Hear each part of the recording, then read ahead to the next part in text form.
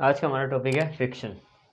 Friction एक chapter है, एक चैप्टर 8th क्लास का चैप्टर है और एक 11th क्लास का चैप्टर है। आज हम 8th क्लास का चैप्टर पढ़ेंगे कि फ्रिक्शन कितने टाइप का होता है, किस किस प्रकार का होता है, फ्रिक्शन बढ़ता है, कम होता है, हीट प्रोड्यूस करता है, नहीं करता। बहुत कुछ पढ़ेंगे, बहुत बड़ा चैप्टर है, ज़्यादा बड़ा भी नहीं है वैसे तो, मतलब ठीक ठाक चैप्टर है, मज़ा आ जाएगा पढ़ने में। अच्छा, तो फ्रिक्शन फ्रिक्शन सबसे पहले हम फ्रिक्शन की बात करते हैं कि फ्रिक्शन क्या होता है। फ्रिक्शन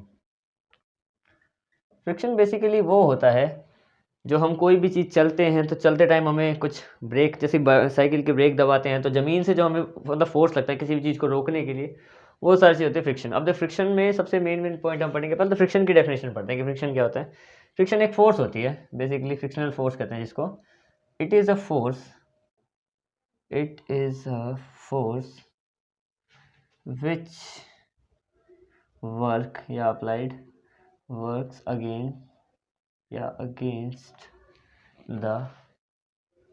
अगेंस्ट द फोर्स या एक्सटर्नल फोर्स मान लेते हैं, या फिर हम जो फोर्स लगाते हैं कोई भी उसके अगेंस्ट काम करती है।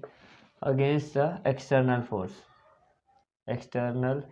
फोर्स बाय सरफेस, यानी किसी भी सरफेस से ही लगती है, पर ऐसा जरूरी नहीं, वो हम आगे पढ़ेंगे। वैसे सरफेस से लगती है, यानी हम जो फोर्स अप्लाई करते हैं उसके अगेंस्ट जो फोर्स काम करते हैं उसको फ्रिक्शन कहते हैं।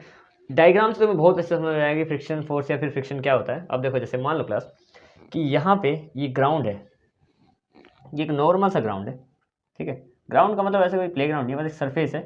एक सरफेस है, यहाँ पे हमने क्या किया, एक बॉल रखी, ठीक है। अब हमने क्या किया, इस बॉल पे एक फुटबॉल है मान लो, यहाँ से इसको हमने किक कर दिया, किक करा इस पे, मान लो हमें 3 न्यूटन की फोर्स आ गई। हमारे किक करने के बाद फोर्स आती है ना, ठीक है। अब 3 न्यूटन की फोर्स आ गई और ये बॉल आगे को जाएगी, हमें पता है ओबियसली जाएगी, आगे को जाएगी, जाती रहेगी। अब इसमें जो सवाल है मेन कि फ्रिक्शन कहाँ काम करता है। फ्रिक्शन वहाँ काम करता है, जैसे ये बॉल है ना, इस पर फ्रिक्शन लगेगा कि इसको रोकने के लिए। फॉर एग्जांपल हम एक बॉल को किक करते हैं तो वो थोड़ी दूर आगे ट्रेवल करती है लेकिन फिर रुक जाती है, लेकिन अगर फ्रिक्शन ना हो तो वो आगे चलती ही चली जाएगी। अब फ्रिक्शन है तभी रुकेगी। मान लो यहाँ से धरती, मतलब जो हमारे जो ग्राउंड है वो फोर्स लगा रहा है इस चीज़ को रोकने के लिए, ठीक है। मान लो यहाँ से 3 न्यूटन का फोर्स लगा, यहाँ पे थोड़ा सा फ्रिक्शन लगा तो उसमें 2 न्यूटन बचा, ठीक है।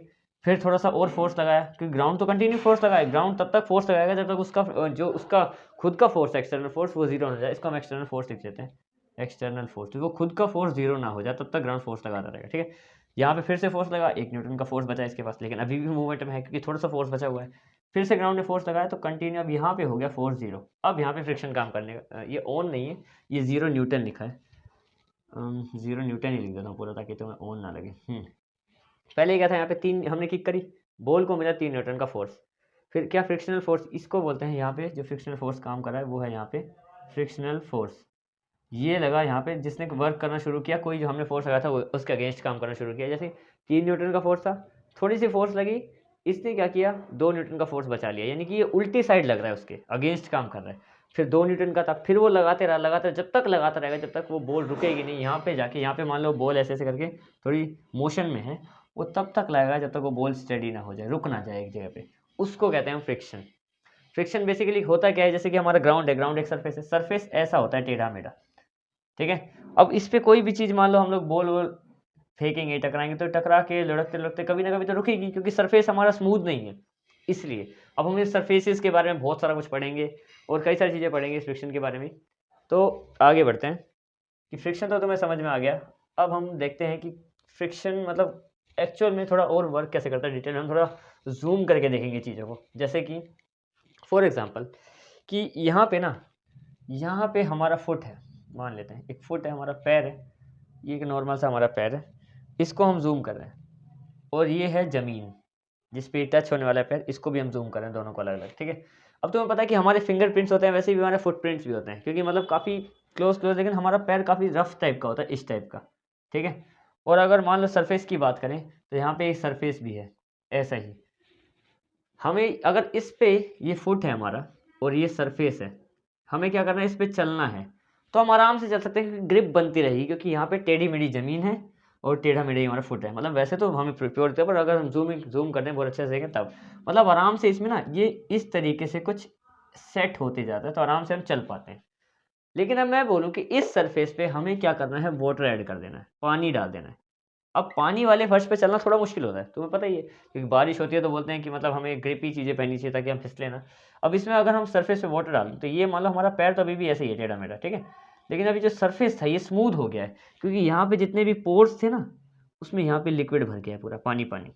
तो यानी क्या हुआ, इसकी वजह से क्या हुआ, पानी डलने की वजह से यहाँ पे फ्रिक्शन जो है वो रिड्यूस हो गया, फ्रिक्शन कम हो गया। फ्रिक्शन कम होगा, हम अच्छे से उस पर ग्रिप जो पहले ऐसे करके बना रहे थे ऐसे, वो एक तरफ से तो ऐसे बन रही है पर इस साइड ना वो पानी बीच में आ जा रहा है यहाँ पे, क्योंकि यहाँ पे पानी पानी भरा हुआ है, वो जो उसके अंदर जाके बिल्कुल अच्छे से लॉक होना चाहिए इंटरलॉक, वो हो नहीं रहा है। इसकी वजह से क्या है कि फ्रिक्शन कम हो जाएगा, यानी पानी जो है वो फ्रिक्शन को कम कर देता है। मतलब जो जो चीज़ें फ्रिक्शन को कम करते हैं उसके बारे में भी आगे पढ़ेंगे हम लोग।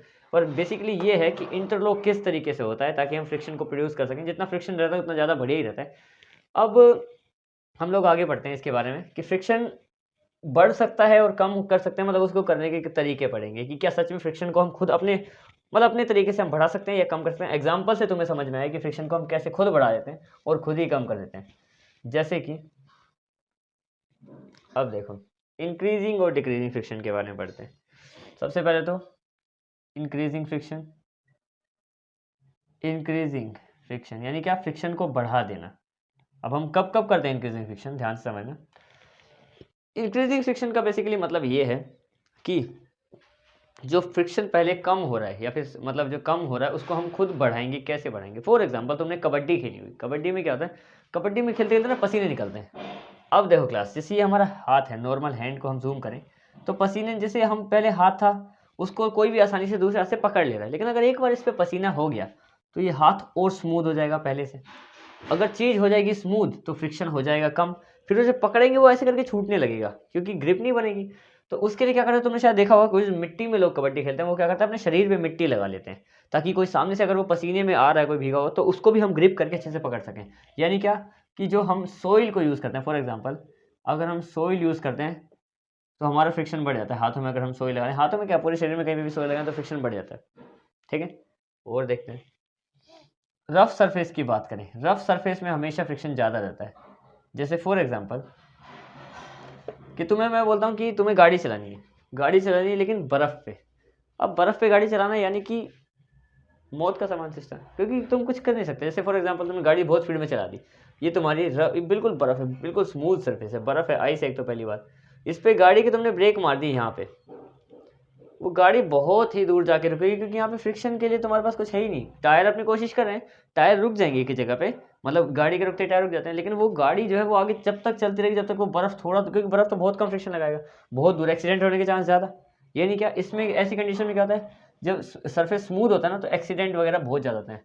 और अगर रफ सरफेस मिल जाए, मान लो वही गाड़ी तुम्हें पत्थरों से भरे हुए इलाके में चलानी है तो वहाँ पे इतना ज़्यादा ग्रिप है, पत्थर है कि गाड़ी के टायर उसके साथ आराम से इंटरलॉक करके बिल्कुल सेट हो जाएंगे सही से, तो गाड़ी जल्दी रुकेगी। यानी कि अगर रफ सरफेस मिल जाए तो फ्रिक्शन इंक्रीज होता है, हमेशा रफ सरफेस पे इंक्रीज होता है, ठीक है। उसके अलावा भी कई कुछ होता है जहाँ पे फ्रिक्शन इंक्रीज भी होता है, डिक्रीज भी होता है। अच्छा डिक्रीज की बात करूँ अगर मैं तुम्हें, डिक्रीज जैसे कि फ्रिक्शन कम कहाँ होता है, जैसे मैं बोल रहा हूँ कि डिक्रीजिंग फ्रिक्शन की बात करें हम लोग तो कहाँ कहाँ पे कम होता है। देखो जैसे फॉर एग्जाम्पल डिक्रीज करना है फ्रिक्शन, मतलब फ्रिक्शन को कम करना ताकि चीज़ स्मूथ हो जाए। फॉर एग्जाम्पल तुम कैरम बोर्ड खेलते हो, कैरम बोर्ड, अब कैरम बोर्ड में क्या होता है ना, तुमने देखा होगा कभी भी कैरम बोर्ड खेलते हुए कि हम लोग ऐसे ऐसे करके शॉट मारते हैं। अब शॉट मारते हैं तो कैरम बोर्ड में क्या होता है, वो अगर मान लो यहाँ से वो गोटी आगे को जा नहीं रही है बहुत दूर दूर तक, जितने भी हम लोग क्या करते हैं अच्छे से अगर वो चल नहीं रहा तो उसमें पाउडर डाल देते हैं। अब जो पाउडर है वो क्या करता है, पाउडर फ्रिक्शन को रिड्यूस कर देता है, फ्रिक्शन को क्या करता है, कम कर देता है। फ्रिक्शन कम होगा तभी हमें खेलने में मजा आएगा, तुम्हें पता है फ्रिक्शन कम होता है तो काफ़ी अच्छे से हम उसको आराम से खेल पाएंगे। मतलब इतना सा हल्का सा मारेंगे तो दूर जाएगा, अगर पाउडर नहीं है तो रुकेगा क्योंकि फ्रिक्शन क्या करेगा उस चीज़ को रोकेगा। पाउडर डाल देते हैं तो हल्का सा मारने बहुत मतलब दूर जाके ट्रैवल करती है, तो वो होता है। देखो पाउडर क्या करता है, फ्रिक्शन को रिड्यूस करता है। उसके अलावा भी कई सारी चीज़ें जो फ्रिक्शन को रिड्यूस करते हैं। जैसे तुमने साइकिल चलाई, साइकिल, साइकिल में तुमने चेन देखी होगी, कुछ इस तरीके की चेन होती है साइकिल की, यहाँ से गोल गोल घूमते हुए आती है ऐसे करके, ये चेन है साइकिल की मान, ठीक है।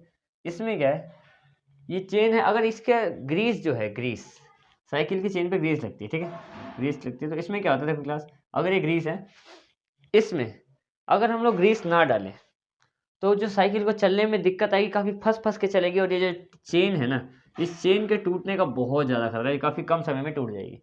लेकिन अगर उसी के यहाँ पे बोले कि हम ग्रीस या ऑयल कुछ भी डालें तो वो फ्रिक्शन को रिड्यूस कर देगा और वो चेन और स्मूथ हो जाएगी। लॉन्ग लास्टिंग चलेगी, चलती जाएगी। यानी अगर मैं बोलूँ तुम्हें ग्रीस या ऑयल, पाउडर, वाटर वगैरह, ये सब जितनी भी चीज़ें हैं ना, ये सब कुछ क्या करती हैं, फ्रिक्शन को बढ़ा देती हैं। अब फ्रिक्शन बढ़ेगा, मतलब सॉरी फ्रिक्शन को कम कर देते हैं, फ्रिक्शन कम होगा तभी तो ये सब चीज़ें आसानी से स्मूथली काम कर पाएंगी। ये इन सब चीज़ों से क्या होता है, फ्रिक्शन को और कम, अगर फ्रिक्शन कम हो जाता है तो हमारा वर्क आसान होता है कई जगह पे, लेकिन कई जगह पे हमें फ्रिक्शन बढ़ाना ही पड़ता है। फॉर एग्जांपल अगर हम गाड़ी चला रहे हैं, गाड़ी के टायर अगर ज़मीन पे नहीं रुकेंगे तो फिर उनके ब्रेक्स का क्या फ़ायदा। इस जगह पे हमें चाहिए कि भाई जो रोड है, जो रोड भी बनते हैं, क्लास में पता है कि रोड बिल्कुल प्लेन नहीं बनते, ऊबड़ खाबड़ बनते हैं थोड़े बहुत, मतलब ऊबड़ खाबड़ ऐसे नहीं बनते, पर हल्का हल्का उनमें गैप्स होते हैं, पोर्स बने होते हैं, ताकि जो है फ्रिक्शन रोड से भी मिले। और तुमने गाड़ी के टायर भी देखे होंगे, टायर पे होता है डिज़ाइन कैसा है, वो डिज़ाइन सिर्फ डिज़ाइन के लिए नहीं होते हैं, वो डिज़ाइन का मेन मकसद ये होता है कि अगर मान लो गाड़ी का एक टायर पे ऐसा डिज़ाइन है, इसमें अगर यहाँ पे गैप्स बन रहे हैं, ये गैप्स ही तुम्हें मदद करते हैं फ्रिक्शन को प्रोड्यूस करने में। क्योंकि अनइवन सरफेस होता है ना, अनइवन सरफेस, वो क्या करता है, अनइवन सरफेस वो फ्रिक्शन को बढ़ा देता है, फ्रिक्शन बढ़ेगा तभी गाड़ी जल्दी रुकेगी। लेकिन अगर मैं बात करूँ कि अगर तुम्हारे गाड़ी के टायर घिस जाएँ, बहुत हो जाए, ऐसे ऐसे घिस के स्मूथ हो गए, और अगर इसको बोलूँ कि रेनी रोड पे, बारिश वाली रोड पे तुम्हें ब्रेक मारनी है, तो ये तो तुम्हें लेके निकल ही जाएंगे, क्योंकि कई जगह पे हमें सही में फ्रिक्शन चाहिए। जैसे हमें रोड पे गाड़ी चलानी है या कहीं कुछ काम करना है, इसमें फ्रिक्शन चाहिए। लेकिन कई जगह पे ऐसा तो यहाँ पे फ्रिक्शन नहीं चाहिए, कैरम बोर्ड खेलते हुए नहीं चाहिए हमें, या फिर इसमें नहीं चाहिए हमें, साइकिल चलाते हुए, जैसे फॉर एग्जांपल कई सारी जगह पे फ्रिक्शन नहीं चाहिए होता है, लेकिन कई सारी जगहों पे चाहिए होता है, क्योंकि इंक्रीजिंग भी बहुत ज़रूरी है और डिक्रीजिंग भी बहुत ज़रूरी है। दोनों का अपने अपने कॉन्सेप्ट है कि चाहिए या नहीं चाहिए, लेकिन बहुत दोनों ही अपनी अपनी जगह इंपॉर्टेंट है। अच्छा, ये तो इंक्रीजिंग और डिक्रीजिंग का कॉन्सेप्ट है। अब मैं तुम्हें एक और बात बताता हूँ कि नेसेसरी, कि ज़रूरी भी बहुत है, ज़रूरी है, क्योंकि फ्रिक्शन वही तो है जिसके बगैर काम नहीं चलता। देखो क्लास, हमारे जूते तुमने देखे होंगे, ईवल भी है हमारे लिए, बुरा भी है, दोस्त भी है, सब कुछ है। देखो ज़्यादा फ्रिक्शन से क्या होता है, कभी कभी तुम गाड़ी के टायर, जैसे गाड़ी के, अगर तुम साइकिल की बात करो, जैसे फ्रिक्शन की बात करें अगर हम लोग उसके नेसेसरी की, अब वो नेसेसरी कितना है, नेसेसरी, हाँ नेसेसरी कितना है, ठीक है। कई जगह पे फ्रिक्शन हमें नहीं चाहिए होता है, लेकिन कई जगह पे हमें चाहिए होता है। अब देखो नेसेसरी है क्योंकि हमें चाहिए। फॉर एग्जांपल जैसे ये साइकिल है, ठीक है, साइकिल में तुमने क्या किया, तुमने नए नए नए न्यू टायर का यूज़ किया, ठीक है। अब नए टायर हैं, तुम्हें पता है कि तुम अगर यहाँ पे ब्रेक मारोगे इस पॉइंट पे, तो थोड़ी दूर जाके नहीं, साइकिल वहीं रुकेगी। अगर तुम्हारे, जैसे ये साइकिल है, इसके टायर हैं पुराने इसके, और अगर तुम अब यहाँ ब्रेक मारोगे ना, वो साइकिल कम से कम यहाँ तक मूव कर जाएगी, क्योंकि क्या, टायर जो हैं वो घिस चुके हैं, बिल्कुल प्लेन हो चुके हैं। अब प्लेन टायर फ्रिक्शन को लगाएगा नहीं, क्योंकि देखो फ्रिक्शन लगेगा कैसे, अगर देखो रोड ने अपने हिसाब से काम कर दिया, रोड ऐसा है अभी भी, क्योंकि रोड हमें रफ ही मिलते हैं, लेकिन अगर तुम्हारा टायर ही स्मूथ है तो इंटरलॉक तो कैसे होगा। अगर टायर, देखो रोड ऐसा होगा, टायर भी रफ होंगे, नए होंगे, तो इंटरलॉकिंग अच्छे से होगी, मतलब चीज़ अच्छे से पकड़ी जाएगी। लेकिन अगर मान लो ये रोड तो अपना काम कर रहा है, पर तुम्हारा टायर ही स्मूथ है, तो इसमें रोड की गलती नहीं है। यानी क्या, कि जो नए टायर्स होते हैं, फॉर एग्जांपल नए चप्पल की बात करते हैं, जैसे तुम स्लीपर्स पहनते हो, अब तुमने देखा होगा कि स्लीपर शूज़ वगैरह में सब में बहुत सारे डिज़ाइन होते हैं, ऐसे ऐसे करके बड़ा कुछ बना होता है, ठीक है। अब वो सिर्फ इसलिए डिज़ाइन के लिए नहीं बना हुआ है, वो ये है ताकि ये जो है ना प्लेन ना हो जाए। प्लेन हो जाता ना एक बार कोई भी चीज़, जैसे बहुत ज़्यादा स्मूथ हो गई, प्लेन या स्मूथ, तो उसमें क्या होता है, फ्रिक्शन बहुत कम हो जाता है, फ्रिक्शन कम, तुम्हारे गिरने का खतरा ज़्यादा। अगर तुम जैसे मान लो फ्रिक्शन बहुत ही कम हो गया और चीज़ें स्मूथ होने लग गई, तो तुम्हें क्या होगा, गिरने का खतरा इतना ज़्यादा हो जाएगा कि तुम उसको लेके कहीं स्लिपरी जगह पे जा नहीं सकते। जैसे मान लो चप्पल पुरानी हो गई, सपोज़ चप्पल हो गई है बिल्कुल ही प्लेन, स्लीपर तुम्हारा बिल्कुल ऐसा हो गया, मैं बोलूँ कि इस जगह पे तुम्हें चलना है, यहाँ पे मैंने सोपी वाटर और गिरा रखा है, सोपी वाटर यानी साबुन का पानी और गिरा रखा है अलग से, ऐसी कंडीशन दे दूँ मैं तुम्हें, तो क्या होगा, यहाँ पे चप्पल रखते ही तुम्हारी चप्पल स्किट हो जाएगी, फिसल जाएगी। क्यों? क्योंकि फ्रिक्शन ना अब तुम्हें चप्पल से मिल रहा है, यानी ना तुम्हारा स्लीपर्स ऐसा हो गया है, ऊपर से जो तुम्हें फ्लोर मिला है, जो सरफेस है वो भी ऐसा है। फ्रिक्शन कहाँ होगा, कहीं भी नहीं होगा। फ्रिक्शन होने के लिए दोनों में से एक चीज़ हो तो काम बन जाता है, दोनों हो तो बहुत अच्छी बात है, फिर तो ग्रिप होगी बढ़िया। लेकिन अगर दोनों ही प्लेन हो गए तो फिर तो कोई चांस नहीं है। ये था तुम्हारा कि फ्रिक्शन जरूरी क्यों है, कई जगह पे जरूरी होता है, कई जगह पे जरूरी नहीं भी होता है। That's it.